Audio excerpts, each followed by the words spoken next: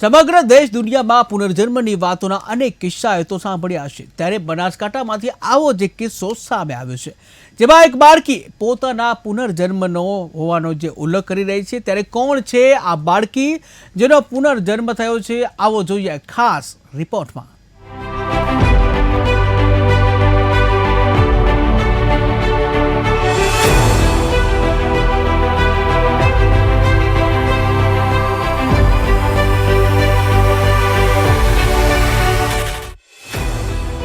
સમગ્ર દેશ અને દુનિયામાં પુનઃજન્મની વાતોનો અનેક કિસ્સાઓ સામે આવતા હોય છે, ત્યારે હાલમાં જ બનાસકાંઠા જિલ્લામાં એક અજીબોગરીબ કિસ્સો સામે આવ્યો છે, જેમાં એક 5 વર્ષની બાળકી એટલું સડસડાટ હિન્દી બોલે છે કે પરિવાર સહિત સમગ્ર ગામ તેમજ આજુબાજુના વિસ્તારના લોકો પણ ચોંકી ઉઠ્યા છે।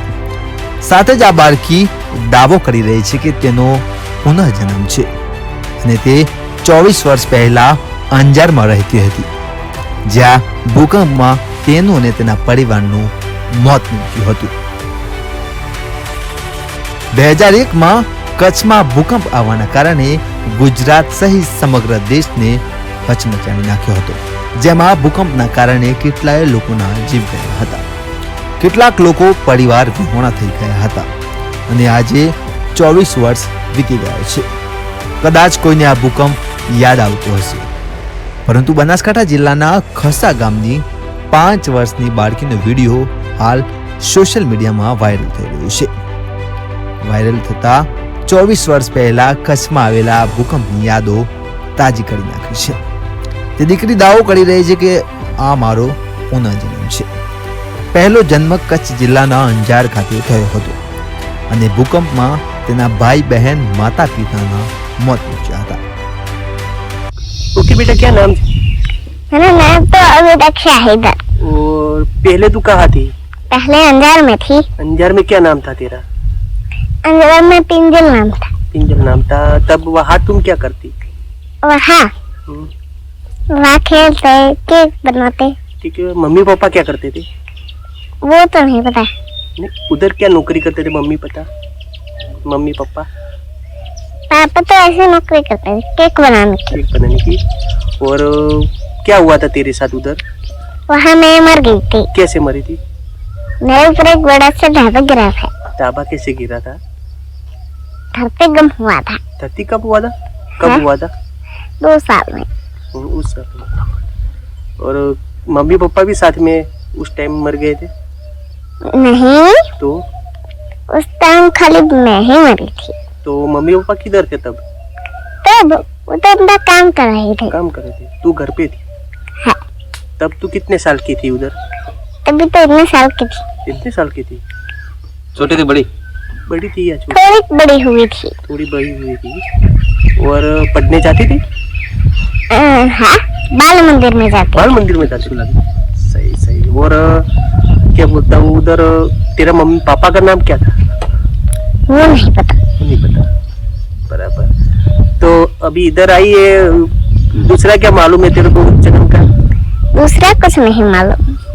कुछ तो मालूम होगा ना, तू कैसे घूमती थी, किधर खेलती थी उधर? दूसरा कुछ नहीं मालूम, बताया ना। तेरे साथ दोस्त, तेरा कोई दोस्त है? हाँ, मेरे बहुत दोस्त थे। दोस्तों का नाम उसका नाम है? दोस्तों का नाम था, अपना उनको को याद नहीं है। याद नहीं है?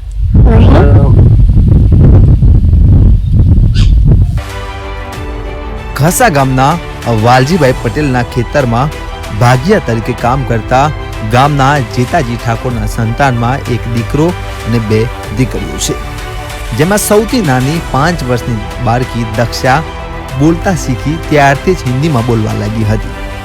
તેને કંઈ પણ જોઈએ તો હિન્દીમાં જ બોલતી, જેમ કે પાણી જોઈએ તો માં મુજે પાણી દે। જો કે તેની માતા ગીતાબેન અભણ હોય અને તેઓને કંઈ ખબર પડતી નથી। આ પરિવારમાં પણ તે હિન્દી બોલતી હોય તો દક્ષા લવારા કરે છે તેમ કહી કોઈએ તેની તરફ ધ્યાન પણ ન આપ્યું। સ્કૂલે ગયા વગર કોઈ પણ પ્રકારના મોબાઈલ, ટીવી, સિનેમા કે સોશિયલ મીડિયાના માધ્યમ જોયા વગર પણ તેમજ આજુબાજુના કોઈ પણ પ્રકારનો હિન્દીનો માહોલ ન હોવા છતાં દક્ષા હિન્દી બોલવા લાગતા સૌ અચંબામાં મુકાયા। તેની પૂછપરછ કરતા ભગવાને તેને અહીં મોકલી છે અને તે અંજારમાં હતી, જ્યાં તેનું નામ પ્રિંજલ હતું. તેના માતા પિતા પણ અંજારમાં હતા. ભૂકંપ વખતે ધાબુ પડતા તે મરી ગઈ હોવાનું રટણ પણ કરે છે. अरे बचपन से बोलती थोड़ी हिंदी, पर जब हिंदी बोली ने मेरी मम्मी ने खबर ना पड़ी कि मम्मी मारा बिस्तर कहाँ पड़ा है. मेरी मम्मी समझी ना એટલે કે શું ગોડું કૂટે એટલે છોકરી બે રોવા મળી. તો મેં ફોરાને પૂછ્યું કે કેમ બેટા રોવે તું? તો મમ્મી મારી બિસ્તર નહીં હાલતી. એના કરતાં મારી મમ્મી દૂસરી મમ્મી अच्छी હતી. એટલે હું વિચારવા પડ્યો કે દૂસરી મમ્મી ક્યાં હે, કે મેરી મમ્મી અંજારમાં હતી કે.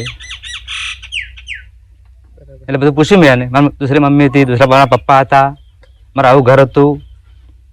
હાલ કેટલા વાગ્યા ક્યારે આપનું ક્યારે થયું? હમણાં જ? હમણાં બોલો છે, બોલે જ છે.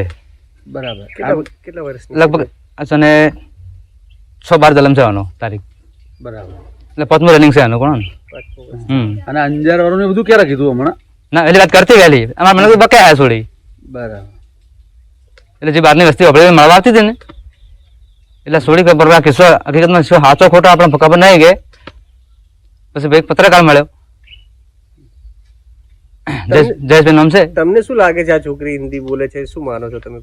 કોઈ કુદરત ચમત્કાર છે અને કે શું છે કોઈ ખબર પડતી નહીં. કોઈને સ્કૂલ જોઈ નહીં. દક્ષાનું કહેવું છે કે તે અંજારમાં હતી અને સ્કૂલેથી પરત આવી હતી અને મકાનનું ધાબુ પડતા તેનું મોત થયું હતું. તેના પિતા કેક બનાવવામાં ફેક્ટરીમાં કામ કરતા હતા, એટલે કે બેકરીમાં કામ કરતા. તેઓ લાલ કલરના કપડાં પહેરતા હતા. તેની માતા ફૂલવાળી સાડી પહેરતી તો કોઈક દિવસ ડ્રેસ પણ પહેરતી. અંજારમાં તેનું મકાન મોટું હતું. તેના માતા પિતા તેને બહુ પ્રેમ કરતા. જો કે હવે ફરી તે અંજાર જવા માંગતી નથી. તે અહીં જ તેના ભાઈ બહેન અને માતા પિતા સાથે જ રહેવા માંગે છે. શું નામ તમારું? ગીતા. શું આપની બેબલી હિન્દી બોલે છે? તો એ નાનપણથી બોલતી હિન્દી કોઈ ખબર પડતી ના કે આટલી હિન્દી જેમ બોલે એમ. એ કે મારે અંજારમાં જલમ હતો, હું બાળ મંદિરમાં ભણવા જતી હતી, ધરતી કોમ છે એટલે ડટાઈ ગઈ હતી. એ જે મારા જલમ હોય લીધો બસ. શું કહો છો? તમારી છોકરી આવું બોલે છે, અત્યારે બધા જોવા આવતા હશે, વસ્તી ખૂબ લોકો જોવા આવતી ગમની. શું કહે છો લોકો બધા? કે જેમ આટલું આવડી છે ને ખૂબ હિન્દી પાવરમાં બોલે. નિહાળ મોકલેલી તમે? ના, એમને એમ નામ શીશી. તમને ક્યારે ખબર પડી? આ બસ અમને તો રહી રહીને ખબર પડી. એ બોલતી કોઈ ખબર ના પડતી હિન્દી. શું કહે? એક બે શબ્દો કહેજો તમે. શું કહે રહી? હિન્દી બોલે હું સમજતી જ નહીં. હું ગુજરાતમાં બી બોલા. શું ખબર? પાણી માંગવું શું કહે રહી? પાણી માગે મને उसकी ખબર જ નહીં પડતી ગુજરાત હિન્દી. ઓકે, શું નામ આપનું? કોનું? ગીતાબેન. ઓકે. દક્ષાના પિતા જેતાજી ઠાકોર કહ્યું કે મારી દીકરી હિન્દીમાં વાત કરતી, જેથી અમને લાગતું કે અમે પણ ધ્યાન આપ્યું. જો કે જેમ જેમ તે મોટી થતી ગઈ અને સતત હિન્દીમાં વાત કરી, ત્યારે અમે તેને શાંતિથી બેસાડીને પૂછ્યું તો તેણે અંજારમાં ભૂકંપમાં તેનું મોત થયું તેવું રટણ કર્યું, જેથી તેની વાત સાંભળી અચંબામાં મુકાઈ ગયા. અમારા ઘરમાં ટીવી નથી કે નથી મોબાઈલ, અને અમે તેને મોબાઈલ પણ નથી આપ્યો. તે ભણવામાં સ્કૂલે ગઈ નથી, તું પણ તે સતત હિન્દી બોલી રહી છે. દક્ષા ઠાકોરની માતા ગીતાબેનનું કહ્યું છે કે દીકરી 3 વર્ષની હતી ત્યારથી જ હિન્દી બોલે છે, પણ હું અભણ હોવાથી મને કંઈ ખબર પડતી ન હતી. પરંતુ એવું રટણ કરતી હતી કે અંજારમાં જ્યારે ભૂકંપ આવ્યો ત્યારે હું મરી ગઈ હતી અને તમારા ત્યાં જન્મ લીધો છે, જેથી અમે સૌ લોકો ચકિત થઈ ગયા છીએ. મારી દીકરી હિન્દીમાં વાત કરે છે, જેથી અમને કંઈ ખબર પડતી નથી. ત્યારે આ ઘટનાએ હાલ તો ચારે બાજુ ચર્ચા થઈ રહી છે. Bureau report, KTV news Gujarati, Banaskantha.